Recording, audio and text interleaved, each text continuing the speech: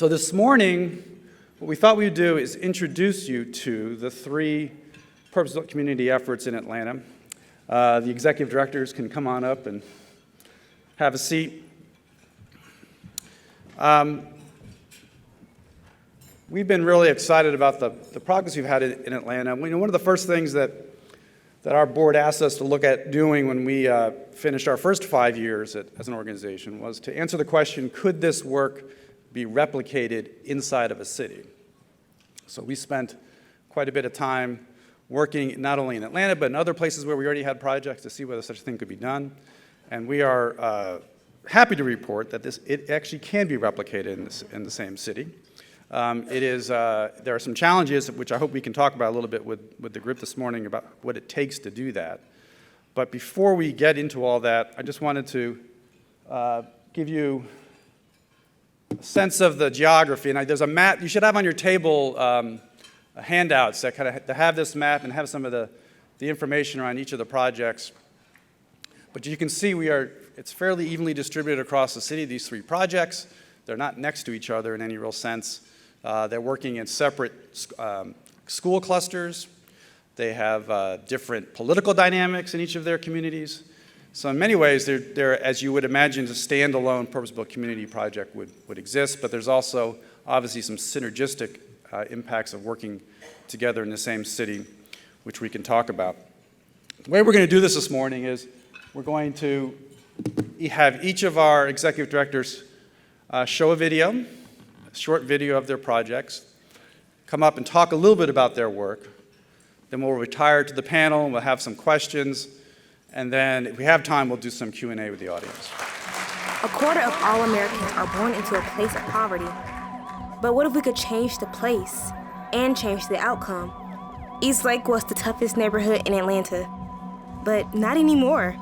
The Eastlake Foundation is changing it from a place of poverty to a place of possibility, thanks to Tom Cousins and the help of hundreds. Had I been born there, I'd probably be in jail.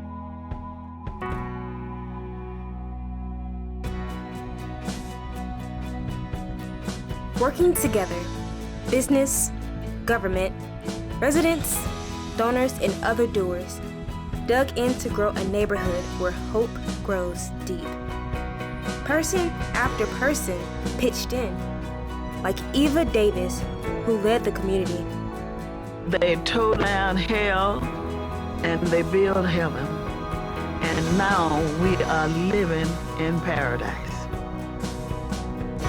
To break the cycle, the Eastlake Foundation had to break the mold with housing that's open to every income, education from cradle to college, community wellness for everyone.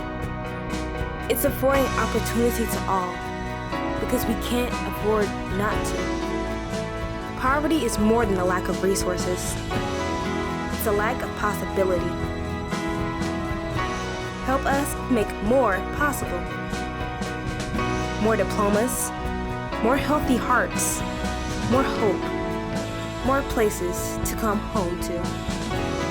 Become a donor, become a doer at eastlakefoundation.org. Together, we can make a place for possibility.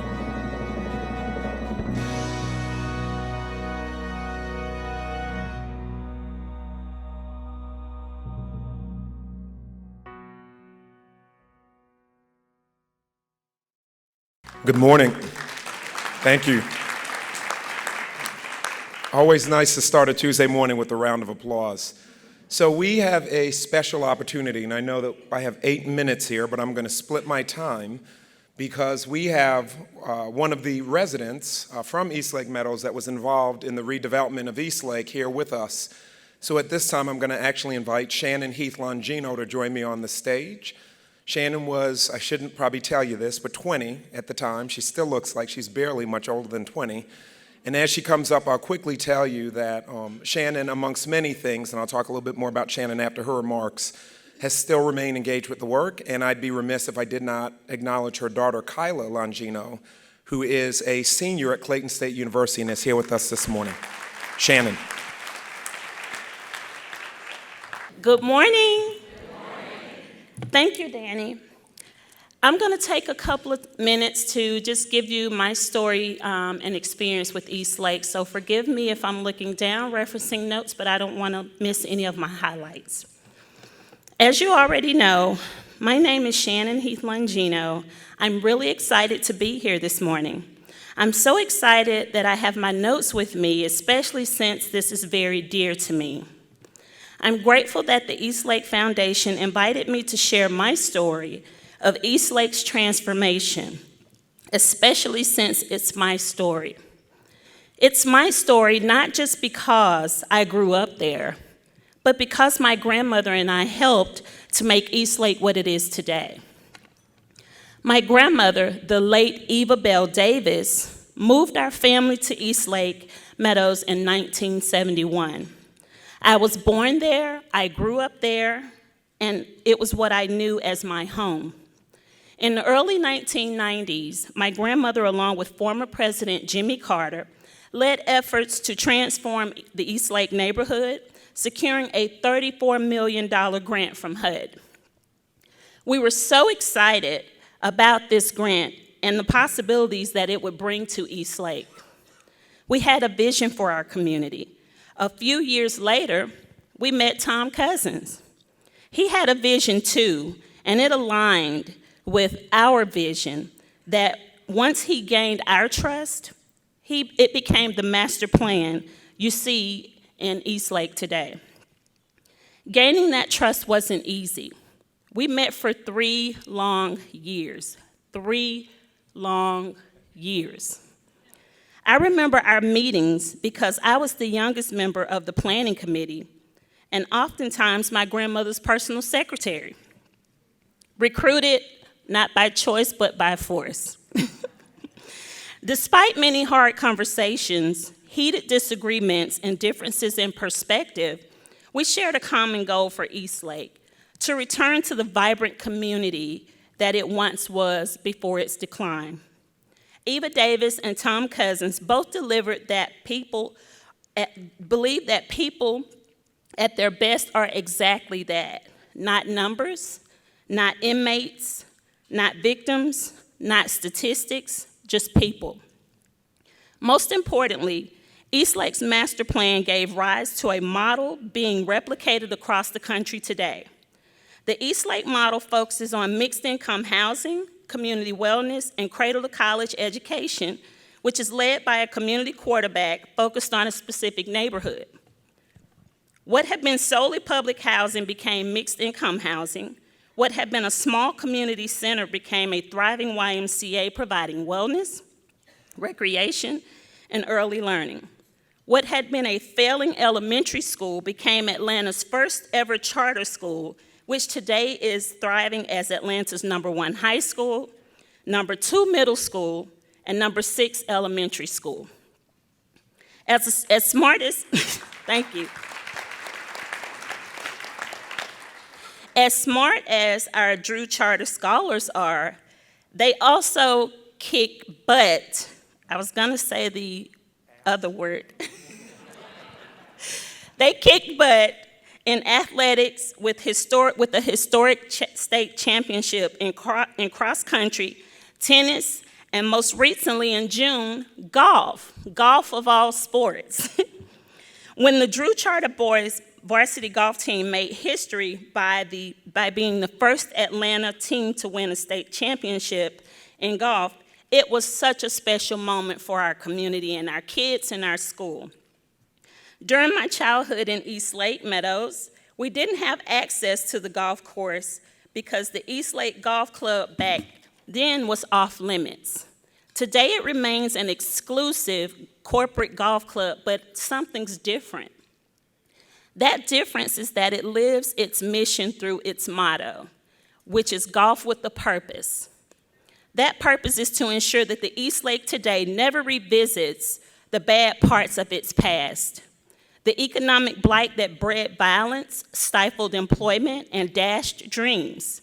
Today, East Lake creates possibility, opportunity, equity, and perhaps most importantly, hope. Hope of what's possible when everyone of all socioeconomic backgrounds are supported and given a fighting chance to be successful. I am delighted to be a former Drew parent. All 3 of my children attended Drew Charter School while we lived inside the city. Since then, my twin boys attended college, graduated on academic scholarships. One graduated from Georgia State and works in the corporate sector in Boston, and the other graduated from Southern University and is a naval officer stationed in San Diego. Thank you. My youngest child, Kyla, is a senior at Clayton State preparing for graduation in May. I have one more tuition check to write. Thank you, Jesus. I don't know, I think I'll have my cap and gown marching with her. I'm delighted to be on Drew Charter School's Board of Directors and to be an evergreen volunteer with the Eastlake Foundation and purpose-built communities whenever they call upon me. I'm Shannon Langino, a resident from Eastlake Meadows, a tireless advocate for my neighborhood and its residents, and a champion for change. I was committed to Eastlake back then, I remain there so now, and so excited to work with the Eastlake Foundation Board and staff to ensure Eastlake's success into the future. And Danny can tell you more, and I'll turn it back over to him. Thank you so much.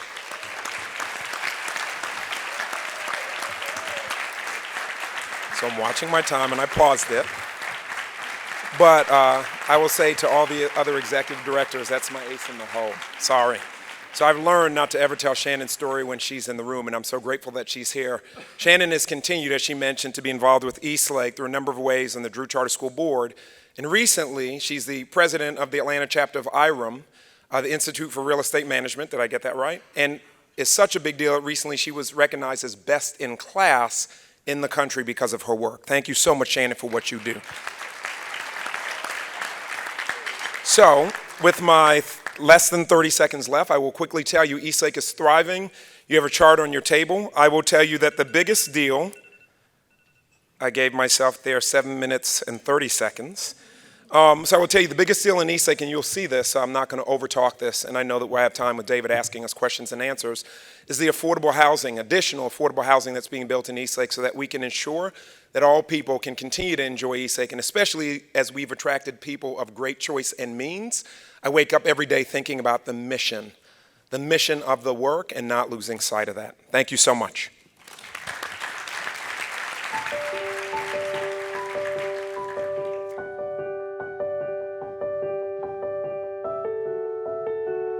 It's very important to love God and love neighbor. As a matter of fact, Jesus said that was the most important thing.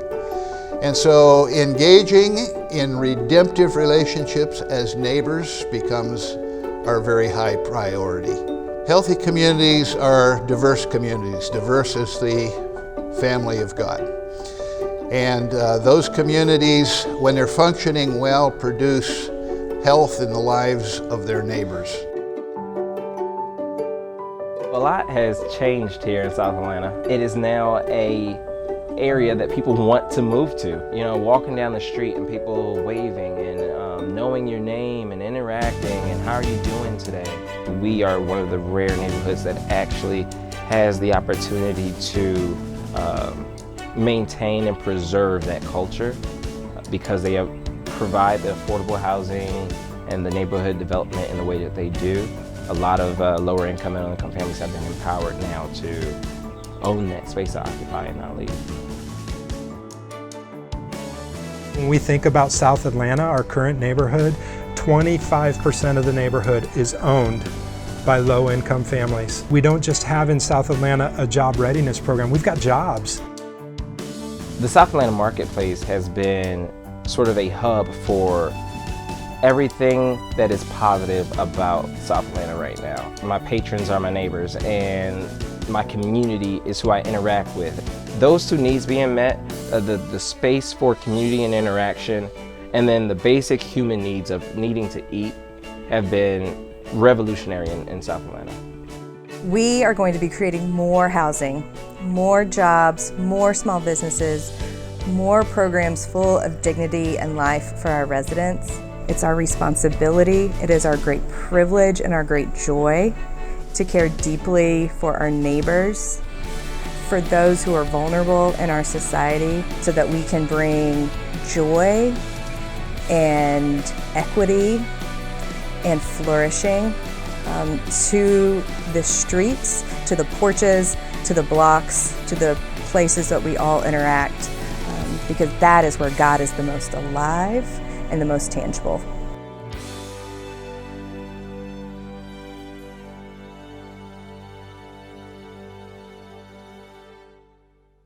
Well, thank you so much for having us, and it is really good to be in the Purpose-Built Network officially. We've been good friends for a number of years, and so it just feels really good and right that we are all sitting at the table together. I want to share a little bit about FCS and our story in the neighborhood of historic South Atlanta. It began with an invitation from the South Atlanta Civic League in 2000.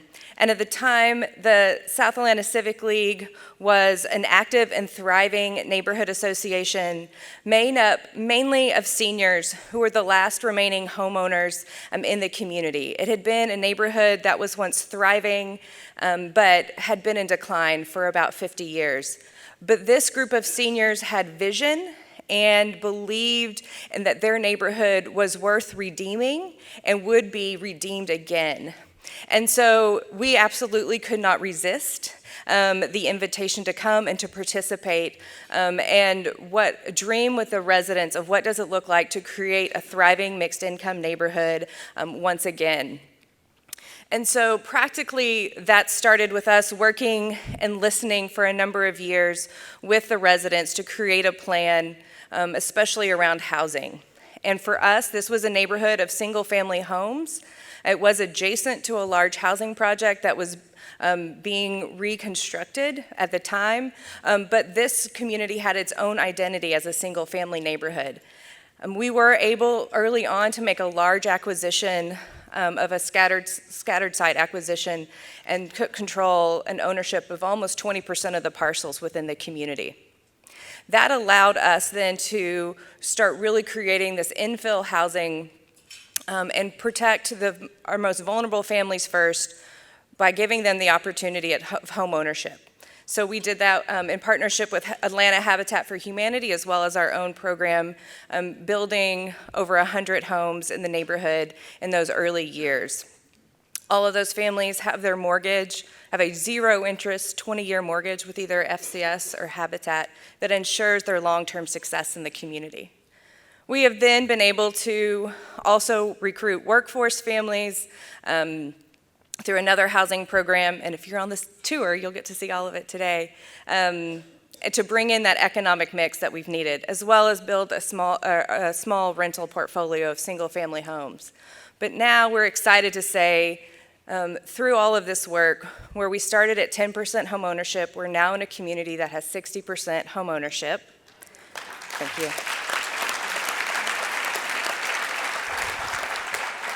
But what makes us the most proud, and that video is a year old, is now that 30% of the neighborhood is owned by low-income families.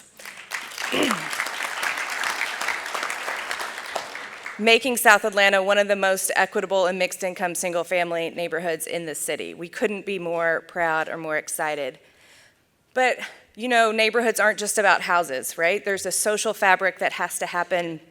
There's a cohesion of neighbors and that is deeply important. So we take very seriously our role with neighborhood engagement. We've brought in dozens of different programs over the years to meet different needs. We have a food cooperative to help those who are the most food insecure in our community. We partner with Emory University in their Start Me program with our entrepreneurship accelerator. We have a fabulous Christmas program called Pride for Parents that allows parents to provide for their kids each Christmas, but preserving their dignity at the same time. And as well as we also know that healthy neighborhoods have healthy economic drivers in the community. And so we haven't started a community center or anything like that. We believe that business and healthy business is at the core of a healthy neighborhood. And so for us, that has been a neighborhood coffee shop that is not only providing jobs, but is a really healthy gathering place. I often laugh that it is the most unlikely mix of people in the city of Atlanta at any given time. To see real estate developers and those who are coming out of homelessness, to see moms coming in after they've dropped their kids off from school, to college students studying. It's just this beautiful mix that happens in this really small space every day.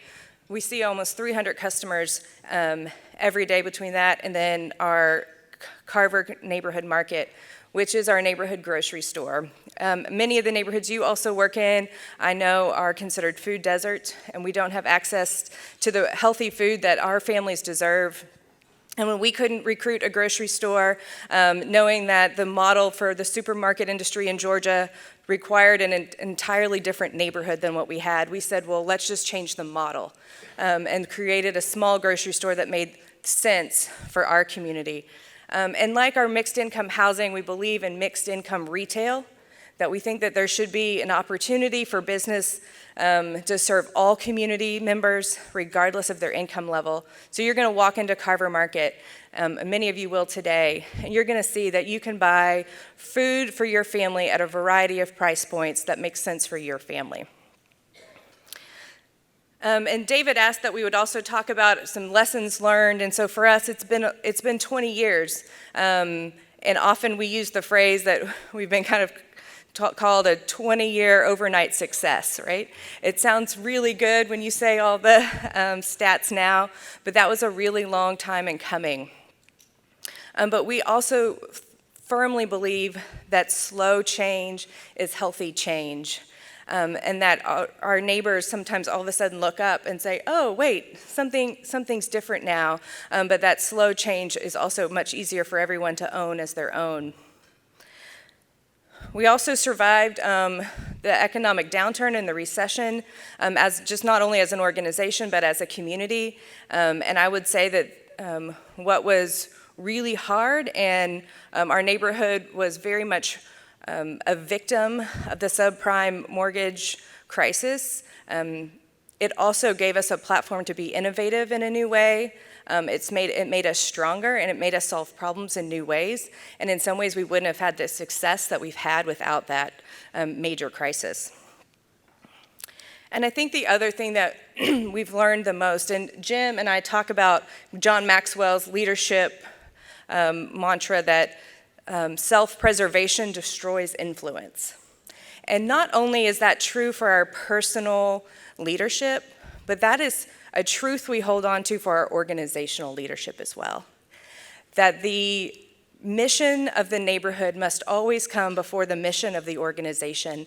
And as organizational leaders and as quarterbacks, it's awfully tempting to put our own mission and our own sustainability first.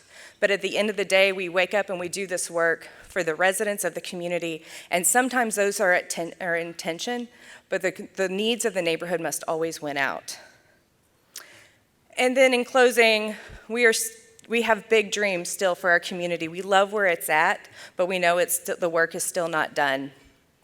We have a large local infrastructure project that will be adjacent to our community, the Atlanta Beltline, which is a 22-mile Rails to Trails program throughout the city that is spurring on development and gentrification as it's completed. And as we know, it's going to pass through our community, and in a lot of ways, we're very excited. We know that the clock is ticking, and that we want to ensure that we maintain this equity that we have in our community. So we are working fast and furiously right now with the community. Last year we completed a comprehensive master plan so that the residents of today can ensure the development of tomorrow for our neighborhood. And they have big visions, and they understand the need for density, for more multifamily housing, for more affordable housing. And so we're taking those dreams of the community and hoping to make them a reality.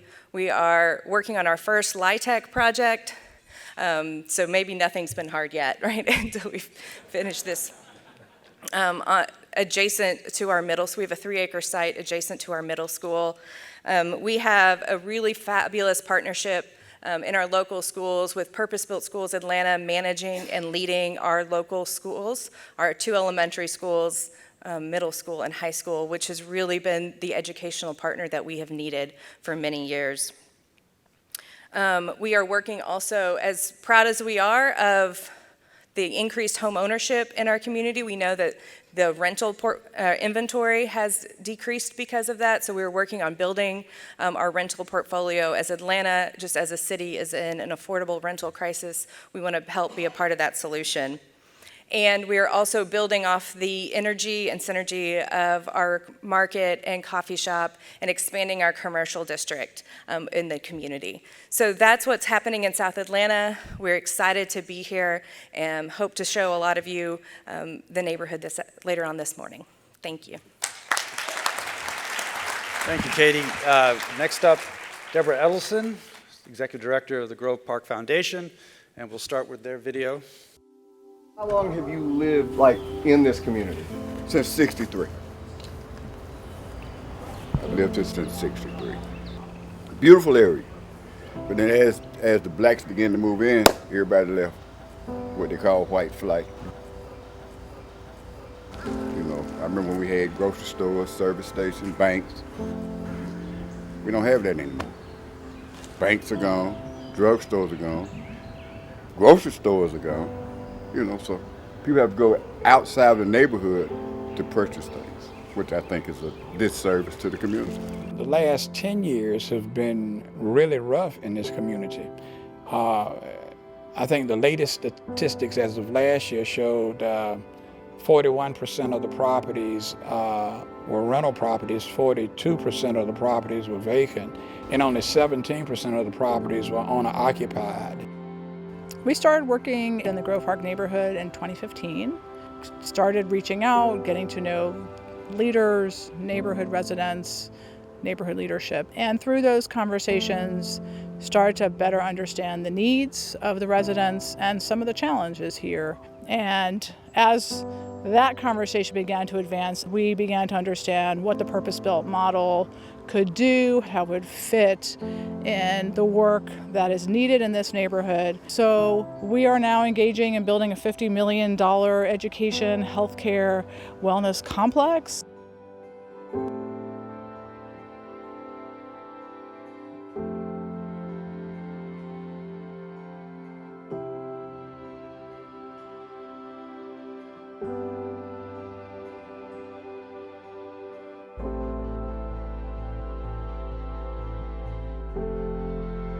As well as the foundation has purchased enough land and found a partnership with Columbia Residential to build 110 units of mixed income housing, but with the majority for people who make between 30 and 60% of Atlanta median income. Well, I'm glad to see the changes. I'm enthused. But this is my my little piece of it. You know, I know I can't have the whole pie. I just need a slice.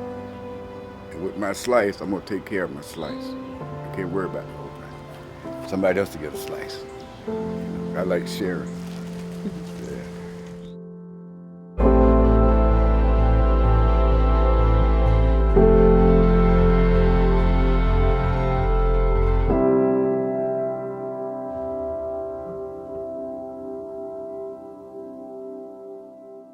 I wanted to step back a little bit and tell you our origin story.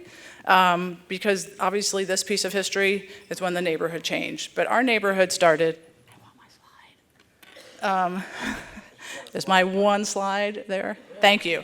Here's the creepy pig baby slide, okay? Mr. Grove was a pharmaceutical entrepreneur in the late 1860s. And he developed, for the first time, a way to suspend quinine in liquid form to fight malaria.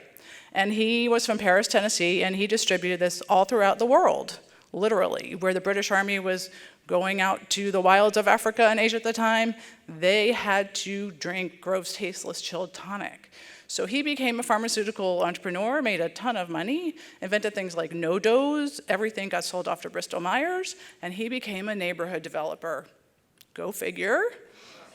A change of life? I don't know. But this was one of the weird advertisements we found.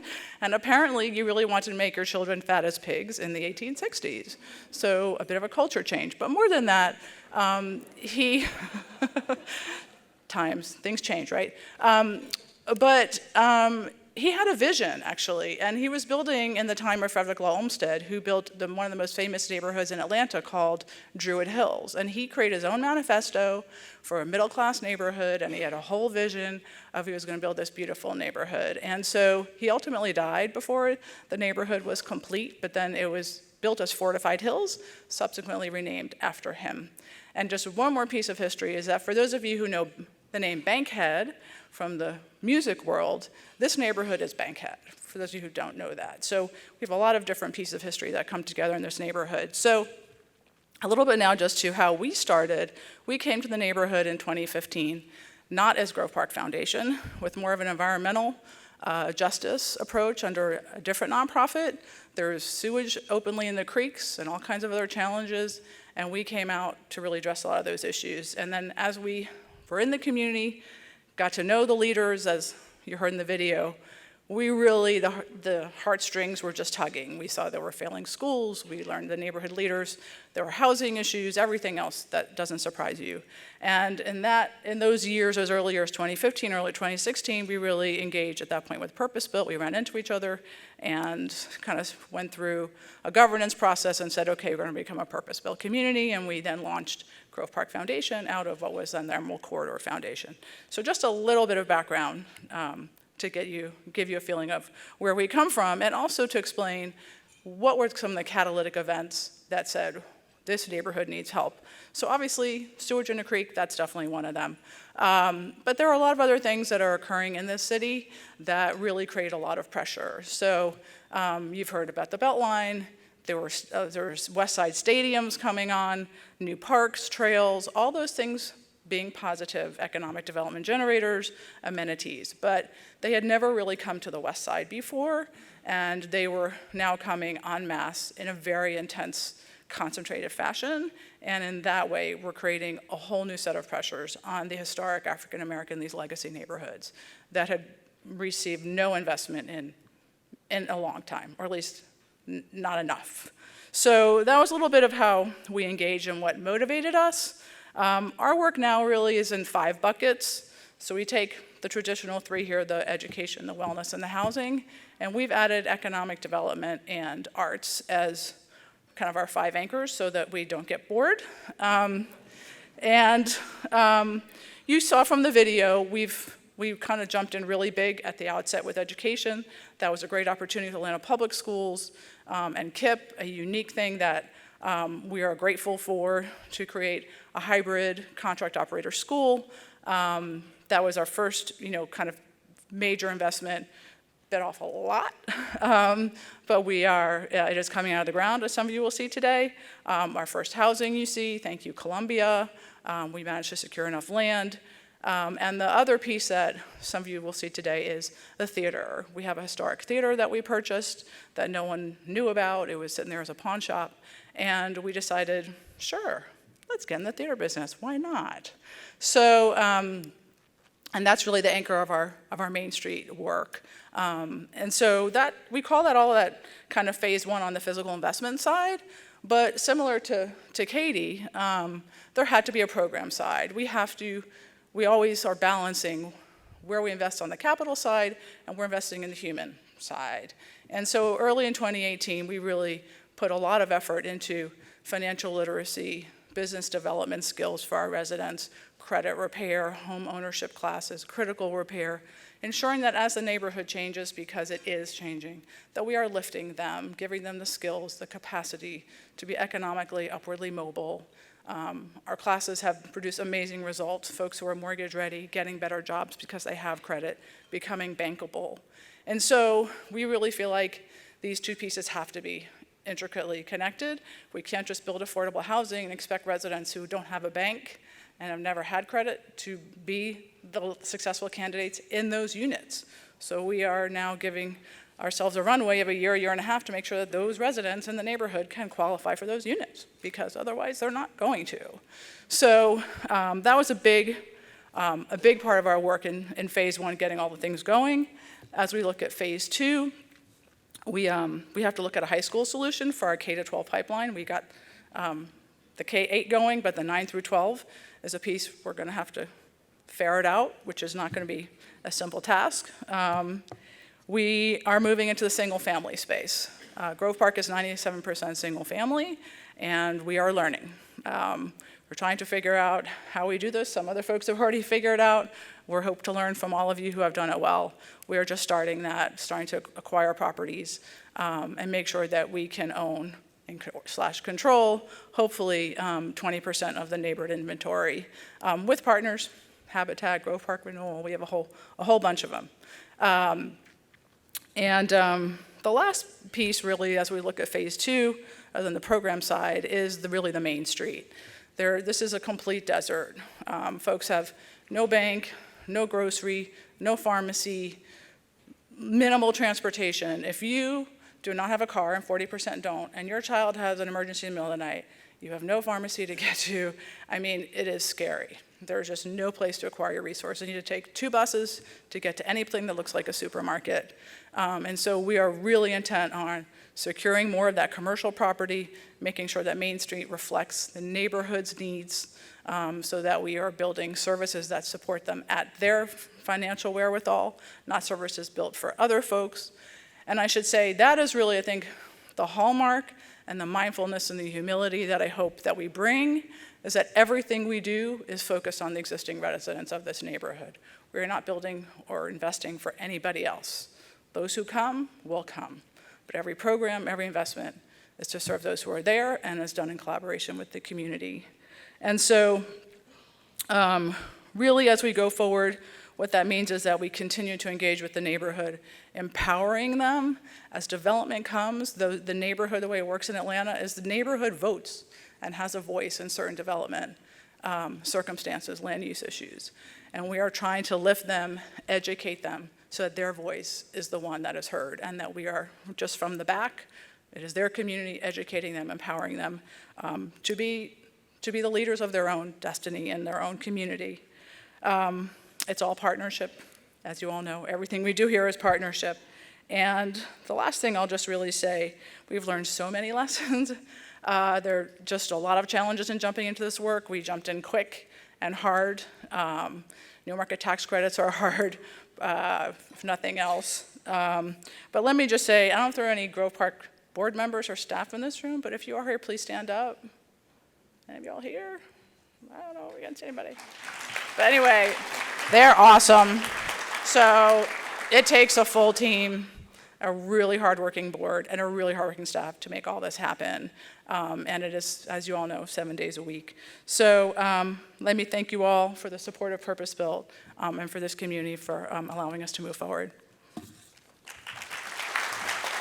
These 3 projects are actually a pretty good representative sample of the Purpose Built Community Network, in the sense that you have Eastlake, which is obviously very mature. You go to Eastlake today, it's a healthy, thriving neighborhood. Grove Park, which is really just starting, by most measures, is a deeply distressed neighborhood. Those of you who go out there today will notice that immediately. And then historic South Atlanta, which is somewhere in the middle. I'm not sure exactly where I'd put them, but they're not at the beginning and they're not at the end either. And so I guess the question I'd like to ask each of you, because we know that this is a key fault line that we are always thinking about in this work, but given the different places you are in your development, be curious to see what emphasis you place on it. And that has to do with the balance between revitalizing a neighborhood and bringing investment and making it a healthy neighborhood while protecting accessibility for low-income people. And how much time do you spend worrying about that at this point in your development, and what are some of the things you're doing to help advance that objective? So I learned you don't sit this close to the principal. I think I got suckered into this seat. So David's question was actually my last point, and it was about this healthy tension between mission and the fact that Eastlake is a community that once upon a time people were rushing to get out of, and now people are pouring in. And it's thinking about the fact that me and my team, and wave your hand, Eastlake Foundation staff. So there are a few people here.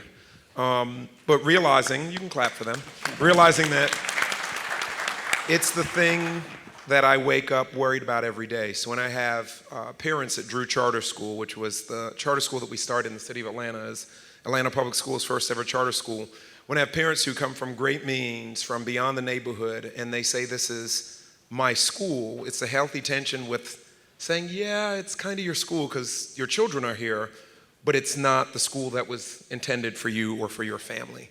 That the families in the villages of Eastlake, which is our mixed income housing development, it's first and foremost for those families. And when I think about some of the programs that were mentioned by my peers here, like Start Me, and I think about people who live beyond the neighborhood but have businesses in the neighborhood, and they think about the neighborhood as theirs, I say, yeah, it is your neighborhood, but it's not first and foremost. And that's a good problem to have, because again, once upon a time, people did not want to claim Eastlake, and now everyone wants to claim it.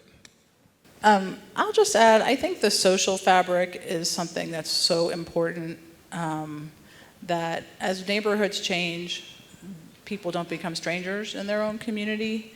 And so, as best as possible, dignifying that history. So some of the things we're doing are oral history, taking oral histories from over 50 residents, so that that is captured, and hopefully we'll find a way to then share it. But change is coming, not all change is bad, but the burden and the struggle is, how do we make it change that is dignified and represents those who live in the community? And so for us, the theater as a neighborhood arts center is part of that. And just making sure that the programmatic side doesn't get eclipsed by the physical investment side. I think that's a struggle that we all bear. We're ready to build and to invest, but the program side is where the heart is of our community. I don't know if we would add a whole lot to that. Maybe with the exception of sort of the ethos within FCS is that we live in the neighborhood. So we have a good contingent of our staff that are neighbors.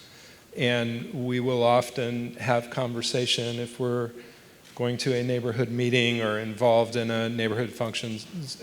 We'll have an internal conversation on which hat are you wearing? Are you wearing your FCS hat? Or are you wearing your neighbor hat? And it's perfectly fine to wear the neighbor hat.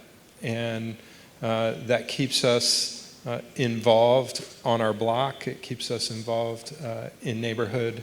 And then add to that what Danny and Debra shared. What would you guys say are we think of the community quarterback as, among other things, being a kind of collaborator with partners and keeping partners aligned. If you could just talk a little bit about the partnerships that you really leaned on in this work, and maybe give some flavor of why they were the ones that were chosen, and how you've managed to keep them engaged and focused on the mission of the neighborhood and of your organizations. All partners all the time, truly. There's so much we can all do. We all have limited bandwidth, and so I guess it's also a balancing act. You have to really understand the needs of your community and define them so you pick the right partners, because the partners have to bring exactly what the neighborhood needs and not the kind of sorta. So that takes time to understand. But once you find them, it's like a home run. Because those relationships just build and grow in amazing ways. So for us, on the housing side, obviously Columbia, groups that Purpose Built has vetted for us. The advantage in Georgia that you get from being a purpose-built community from people like the state for DCA, for your LIHTC credits, those are home runs and that you kind of scoop up as fast as you can. But then we have a partnership with Atlanta Habitat for Humanity also, and a Grove Park Renewal, who is a group in the neighborhood that's amazing, that's already purchased and is renting 50 houses. This is true on our financial literacy side, and as we go through in the education side with APS and KIP, this is a partnership model, and the more time you invest up front in really understanding the needs, the better outcomes you'll have. And it's okay to say no to some partners, even though they offer good stuff, if it's not the stuff that your neighborhood really needs, which may not be what they're asking for, what they need and what they're asking for is sometimes hard to parse, then this model really sings beautifully. We would say that partnerships, first and foremost, should push the mission of all partners forward. So if you've got a partnership that just one of the missions is being pushed forward, but it's leaving out the other partners, it's not a healthy partnership. And so we work towards that with all our partners. The second thing, if we have any Brené Brown fans out there, we want partners that are on the arena floor, not in the stands. And you guys know the difference of what it's like to be fighting the battle on the floor of the arena and having people from the stands telling you what you should be doing. That voice is loud and all the time. And if you want to really understand that analogy, go spend some time with Brené. She's awesome with that. But we want partners that are on the arena floor with us. And then the last thing I would say is that we choose trust. You have to trust that partners will do what they say they're going to do and have to have good conversation when it doesn't happen, but remember how hard the work is, and very rarely do we sort of 100% hit all the marks, and that's the same with our partners. So we choose to trust, to know that our partners care as much as we do, and that allows us to just have good, honest conversation when things are amiss, as well as to encourage one another and cheer one another on as things are going well. If I can just be completely transparent, when I came to Eastlake Foundation 9.5 years ago, I came from working for a decade for a pretty generous family foundation in Atlanta. And so my thought was that what the community quarterback brought to bear, not just in the neighborhood, but really with the partners, was money. That's honestly what I thought starting out. And what I realized very quickly, that it's not about the money, but it's the relationships and it's the leverage. It's what's the added value that the community quarterback can help the partners to realize in their own outcomes. I agree with Debra, not all partners are good partners, because there have been people that have come knocking and I've said, no, this doesn't fit with our mission. But there's a real mission alignment there. And just as a clear example, in Drew Charter School, as our probably largest partner in terms of people in their budget, is about a 24 million, and I'm looking at Carol, about 24 million, give or take, organization budget a year. Eastlake Foundation is maybe $1 million of that, maybe $1.5 million. Even if I were generous and say that it were $2 million, that's a very small part of Drew's budget. So Drew doesn't continue to be a good partner because of the money, but they realize that they can focus on the education piece up and down the cradle of college education pipeline with our early learning partners, and realize that by partnering with Eastlake Foundation as a community quarterback, they're getting a set of outcomes along the housing and along the community wellness lines. And I'd say that across the spectrum. Same thing with Columbia Residential and Housing. They're getting a set of education outcomes and wellness outcomes that they otherwise would not get. We have just a few minutes left, and I know there's some mics up. I've got some more questions I can ask, but in case there were folks in the audience who wanted to ask a question, I can't. Oh, there we go. Start over here. Or, was that a question? Oh, she just passed it. Let's start over here. Go ahead. Yeah, my name is Dr. Lavin from American Academy of Pediatrics. I'm really excited about asking this question because I've wondered about this for a long time, well, as long as I've known about purpose-built. And that is, if you have, let's say, a neighborhood of several thousand people, and you transform several hundred parts of that neighborhood, how does that transformation move out to the rest of the thousands in the rest of the neighborhood?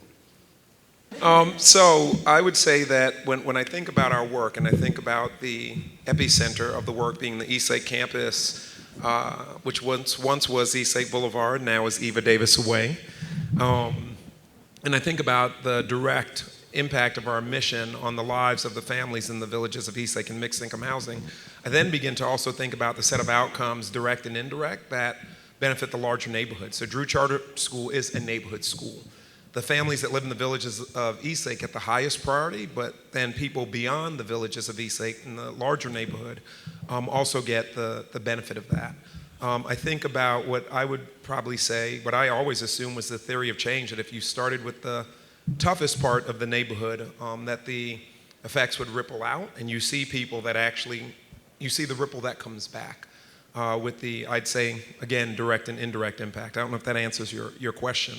And again, and this is actually a good problem to have. I can't say this enough. When I have to say to people beyond the villages of Eastlake and beyond the families of Drew Charter School, this work is not first and foremost for you, I say that and I balance in my mind what a great problem to have, because once upon a time this was not a problem that we had. I would just add to that, where you go to Drew, we would go to our economic development piece, so our grocery store and our coffee shop. Those are serving. For those to survive, we need those to reach a greater community. So while we're working on housing in the neighborhood, we're also bringing a little bit of a destination point to the neighborhood, so people are coming in and spending their dollars in the community. That's just one of the other ways that I would say for us that's worked. A lot of us are in neighborhoods that are in food deserts, and so before we all go running off, starting our own co-ops, I'd love to understand better what are some of the success levers that you've seen, and then what are some of the things that you would say you need to have pause before you run out and try to start a food co-op in your neighborhood? Yeah, so this could be a whole nother conference, more even just a workshop. So we'll make it brief. If you want to lose money fast, open a grocery store. So the store is now 4 years old. We're learning a lot. There are reasons why people have not been running grocery stores in low-income neighborhoods, right? Because it does not make money. But that doesn't mean it shouldn't happen, and it's not a right for each individual to have access to fresh food and vegetables close by, right? So we have a grocery store. It looks like a grocery store. It has over 2,000 different products in it. We're proud of the work. It has great, it's jobs for folks. So it's a great community gathering place. But we are subsidizing about 35% of that right now, because it just doesn't make sense to keep that food affordable. And choosing not to serve or sell certain items, tobacco, beer and wine, lottery tickets, all things that we know would also make us profitable. But again, that's putting the mission of the neighborhood over the mission of the organization. So philanthropy has been a great partner in ensuring the success of Carver Market. We still have a lot to learn, and we're still growing. And just because it's hard and needs subsidy doesn't mean it hasn't been worth doing. The truth in Grove Park is that no supermarket's coming anytime soon, which is hard to swallow. So we're trying to flip the model and say, if the market's not coming to us, can we get the people to the market? And so what we've been trying to do is identify a way to use idle church vans and infrastructure that's in place to can we create a collector system that would take people, I'm just making it up, Tuesdays you go to Publix, Thursdays you go here, and create with some, Saturdays you go here to different stores. By the way, it could also take you to a pharmacy and the bank and other things. But is there a low-cost way that we can, in the interim, because the interim may be 3 years or 5 years or 10 years, ensure that there is access to fresh food? And I think the burden's falling on us to figure out the inverse of how to get the people to the market. And I'll just quickly say in Eastlake, we haven't had that problem. Certainly, Publix has been a great partner, and I know from my predecessors, I feel a little bit like on the spot because I'm looking at all my coaches on the front row. Like I'm really feeling like community quarterback, from Lillian Cousins-Giornelli to Shannon, who you heard from, Shirley Franklin here, Carol Knott, my predecessor, and I'd be remiss if I didn't acknowledge, she's somewhere in the room. She had a birthday, yes, Madeline Adams, who's the person that you can either give the credit to or blame for hiring me 9.5 years ago. Madeline, wave your hand. So Publix was willing to take a chance when others honestly did not think that Eastlake could be successful. And I joke with my team all the time that I go to Publix grocery stores all across the city, and then this is going to sound like a dig, and it's going to sound shady, and it's not. It's actually a compliment. That when you go into Publix, you know the peak times to avoid going in because you might spend your whole lunch hour in the deli because everyone's in there. There's a SunTrust Bank branch that's in there. And before that bank was there, a lot of residents in the community had been unbanked for a variety of reasons, proximity being one of them. There's a Wells Fargo that's there. So we've not had that problem, but I do listen sometimes to residents who will say, and this is real for me, and I don't know what the answer is. They'll say, well, you know, it's great to have Publix because Eastlake had been a food desert for 40 years, but for some of our residents, the reality of it is that it's not affordable. And then that, again, is not about Publix, it's about where some of our residents are, and it's constantly thinking about that. And we've had some food solutions in Eastlake. We've had a community learning garden, we've had a farmer's market, we've had an urban farm, but it's still something I think about. Well, I think that's great, guys, and we really appreciate it. Let's give our panelists a hand.